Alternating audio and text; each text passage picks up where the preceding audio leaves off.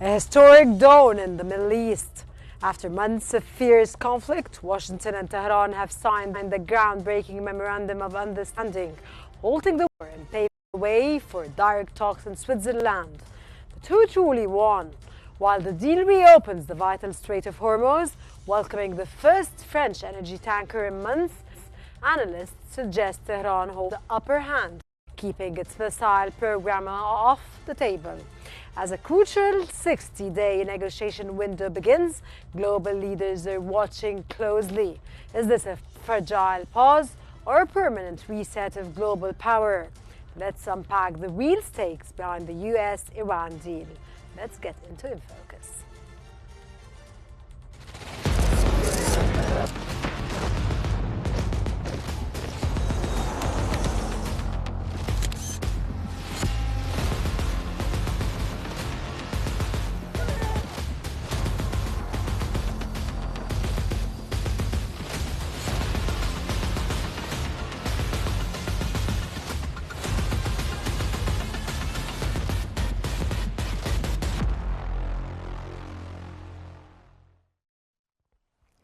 When reviewing the new Washington-Tehran framework, the Islamic Republic clearly holds the advantage.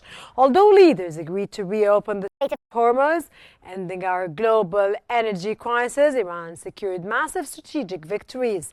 During upcoming 60 days talks, they will enjoy lifted oil sanctions and a staggering $300 billion rebuilding fund. Surprisingly, proxy networks and missile programs remain untouched. The deal merely requires diluting enriched uranium, ignoring broader security threats. Consequently, this pact severely damages American-Israeli ties. Tel Aviv was completely sidelined, leaving its leadership furious. Ultimately, instead of restricting an old adversary, America has essentially empowered them, radically altering the Middle East's power balance.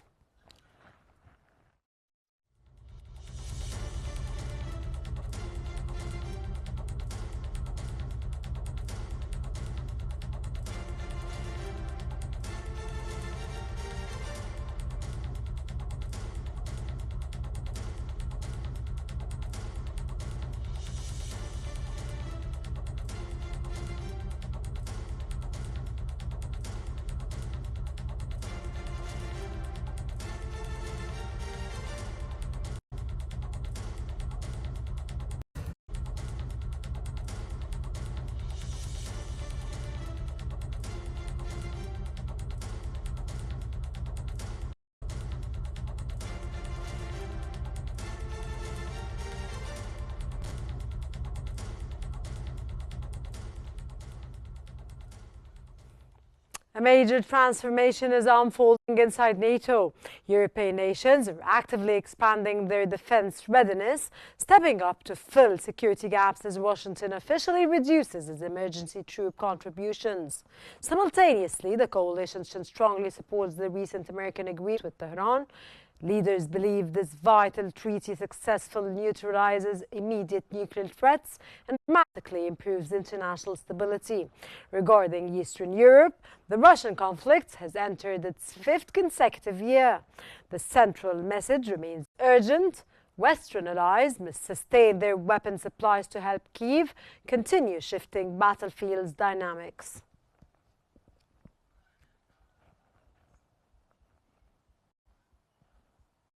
Washington is shifting to strict enforcement. Yes, Secretary of War Pete Hegseth declared the military stands ready to resume devastating strikes and reimpose a total blockade if Iran breaches the new treaty. This tough approach demands absolute verification, requiring Tehran to completely dismantle its nuclear facilities.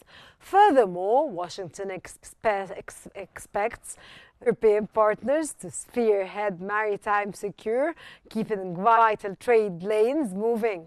Ultimately, future American military adjustments in the Middle East remain strictly tied to Iranian performance. The Pentagon is positioning itself as the ultimate muscle behind this fragile diplomatic talks.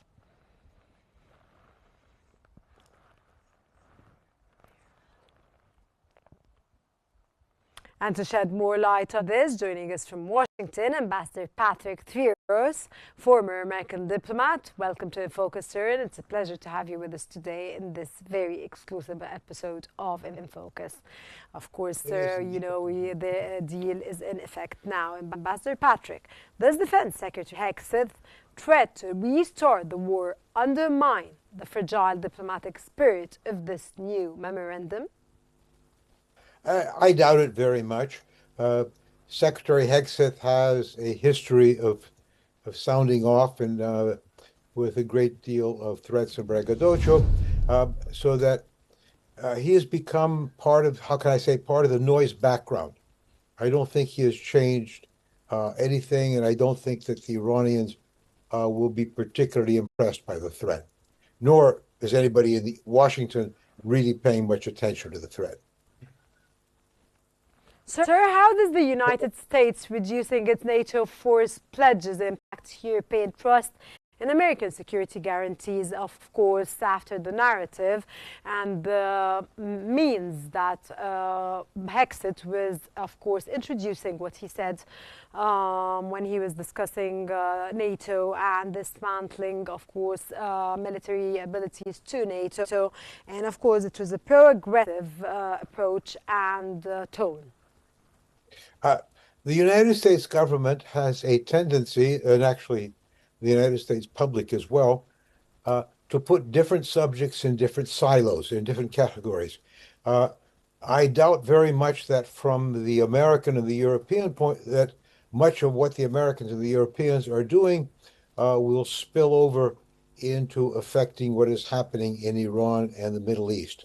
Everybody's here, and I suspect most people in the Gulf see those as separate subjects. They don't really reflect very much.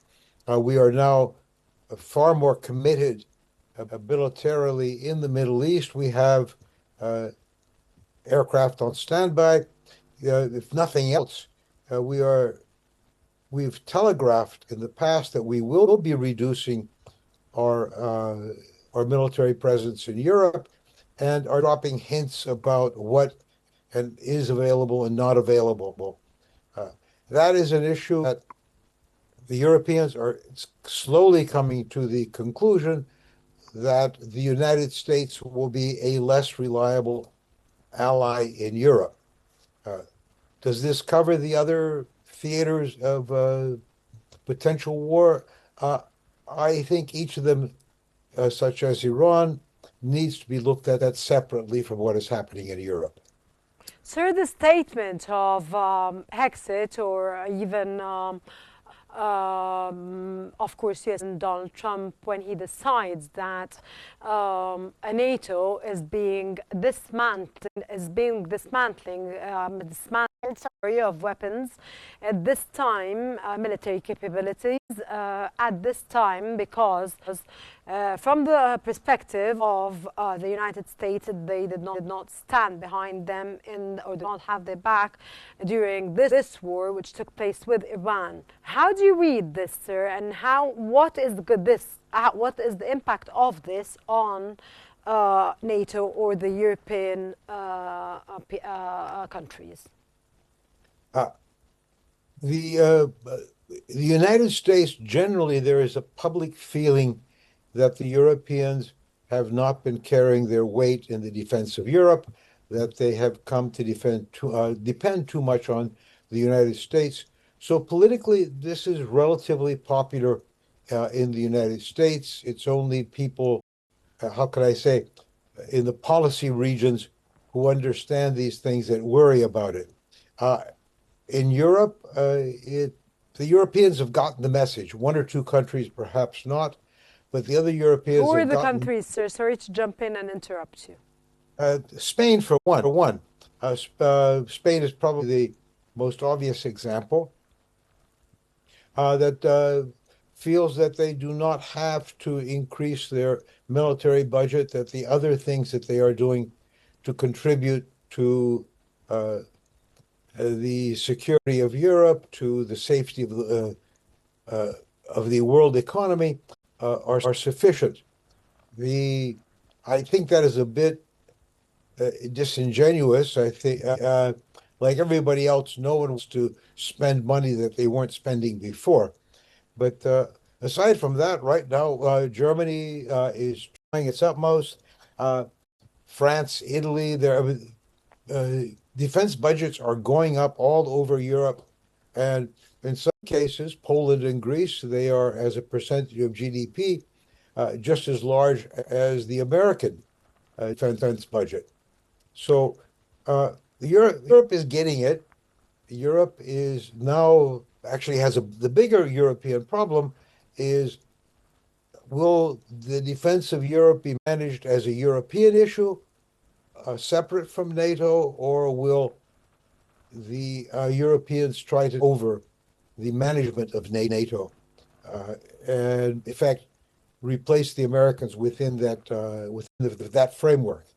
And that is going to be the more serious question. Otherwise, the Europeans are rearming as quickly as they can. Mr. Trump's rhetoric and Mr. Trump's decisions, I think are a little bit pure, but they were expected. Sir, is the complete exclusion of Israel from these negotiations a fatal flaw for the long-term viability of this agreement? Of course, considering one of the main points is that a ceasefire has to take place in Lebanon, and it was approved, supposedly. Mr. Trump has a habit of negotiating on behalf of his allies. If you will remember, the negotiations in Doha with the Taliban affected, most importantly, it affected the NATO countries that had forces in Afghanistan, and more importantly, we told the Afghan government, the democratically elected Afghan government, uh, to sit on the sidelines. We would tell them what to do, and then in the end, we negotiated a deal with the Taliban that essentially turned Afghanistan over to them without ever once consulting the national government. And the national government was unable to do anything about it. We are not quite in this case now, but as I say, Mr. Trump has set the stage for doing the same thing. Uh, I think it is very much an issue of Mr. Netanyahu will try his best to wreck the agreement, but he has to be careful because Mr. Trump, who he mistakenly made thought was his friend as opposed to a politician. Mr. Trump has made the success of this deal a centerpiece of his political campaigning.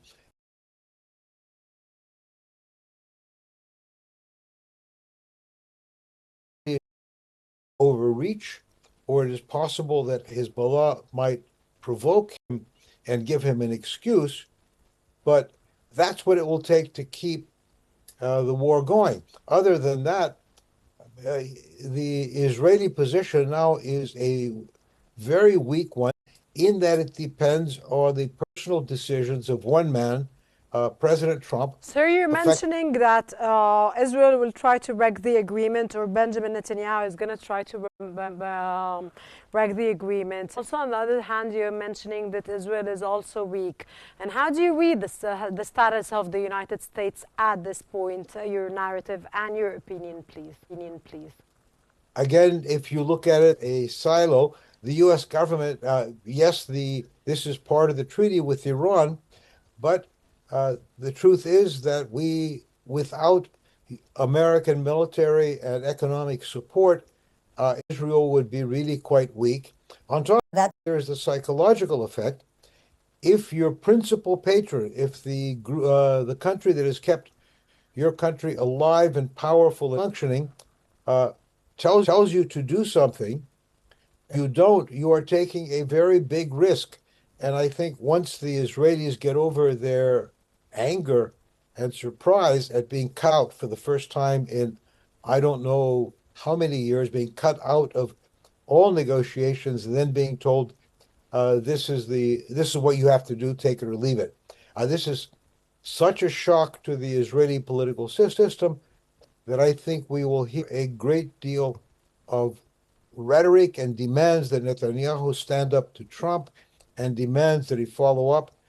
Uh, and that would be, I believe, Mr. Sir, do you Very think that Netanyahu can stand up to Trump?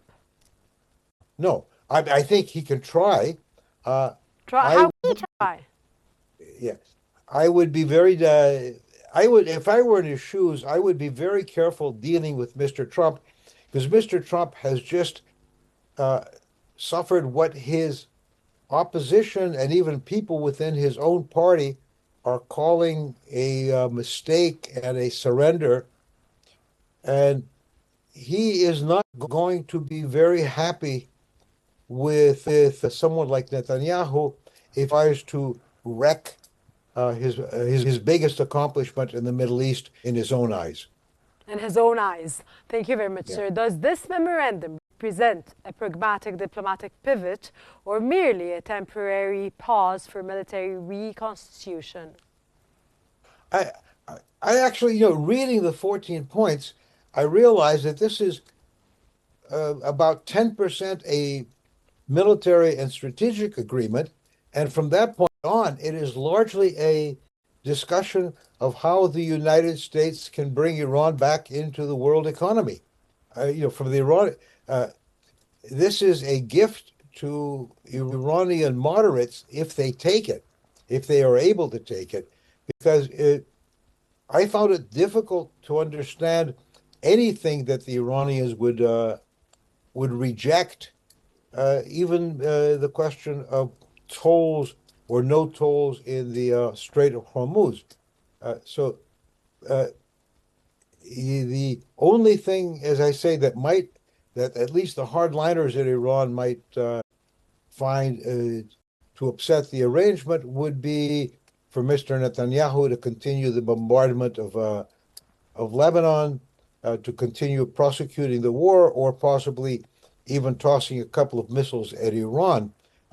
Nothing short of that should stop the Iranians being really quite happy with this agreement. And whatever we think of their politics, they are very intelligent and clever people. And this is quite an economic opportunity for Iran to reverse essentially 50 years of mismanagement and corruption, and a downward economy that is causing their population to hate the government. That was Ambassador Patrick Thieus, former American diplomat. Thank you very much for your special insights, your in-depth analysis, your informative and intellectual knowledge adding to the program, and on top of all, your time. A historic truce redraws the Middle East, empowering Tehran and shifting NATO's burden to Europe. As the 60-day clock ticks, Washington's military ultimatums clash with fragile diplomacy. Will this deal secure lasting stability or merely pause the countdown to the next storm? That's all for this episode of In Focus. Thank you very much for watching, and stay tuned for the top stories coming up with my dear colleague Mark Summers.